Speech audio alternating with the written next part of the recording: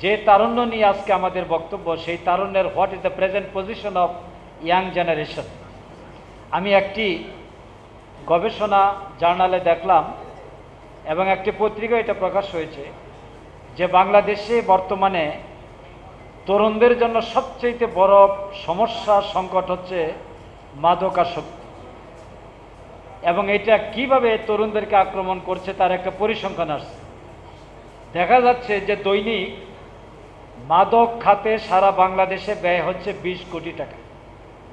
তরুণরা যে মাদক দ্রব্য সেবন করছে তার টোটাল যোগফল হলো 20 কোটি টাকা। 365 দিয়ে যদি গুণ করা হয় তাহলে এক বছরে মাদকের পেছনে ব্যয় হচ্ছে 7,300 কোটি টাকা। কল্পনা করা যায় একটা দেশের কি করুণ অবস্থার মধ্যে আমরা আছি।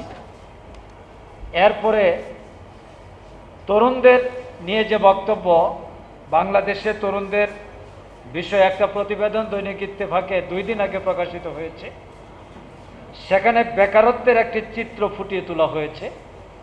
বলা হয়েছে বাংলাদেশে বর্তমানে প্রায় 15 to 17% তরুণ তারা সম্পূর্ণ বেকার।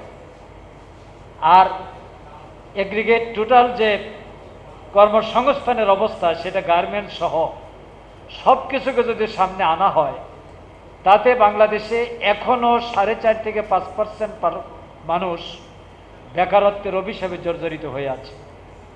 একটি দেশের সরকারের প্রধান কাজ হলো যুব সমাজের কর্মসংস্থানের ব্যবস্থা করা। উদাহরণ হিসেবে জাপানের কথা আসে।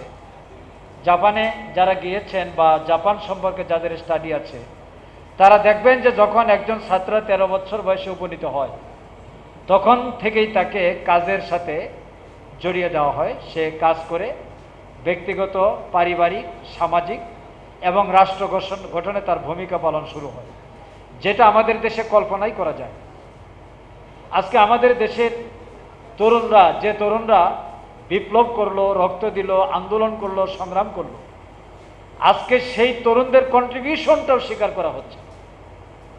সবচেয়ে বড় আশ্চর্যের ব্যাপার, পৃথিবীর 400 গণতান্ত্রিক আন্দোলনের ইতিহাসে সবচাইতে বেশি আলোচিত এবং স্বল্প সময়ের মধ্যে সফল একটি আন্দোলন হলো বাংলাদেশের স্বৈরাচার বিরোধী আন্দোলন।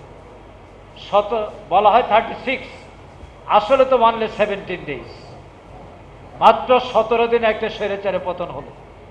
যে তরুণরা পরিবর্তনের প্রত্যাশা নিয়ে এই পরিবর্তনটা করলেন, রক্ত দিলেন, সেই পরিবর্তনকে কবর রচনা করে দেওয়া।